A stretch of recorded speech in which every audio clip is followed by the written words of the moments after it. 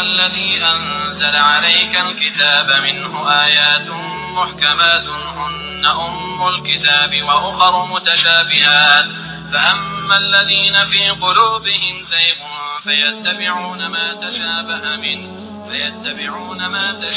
منه ابتغاء الفتنة وابتغاء تأويله وما يعلم تأويله إلا الله والراسخون في العلم يقولون آمنا به كل من عند ربنا وما يذكر إلا أولو الألباب. वही अल्लाह ताला है जिसने मुझ पर किताब उतारी जिसमें वाज़ेह मज़मून आयतें हैं जो असली किताब हैं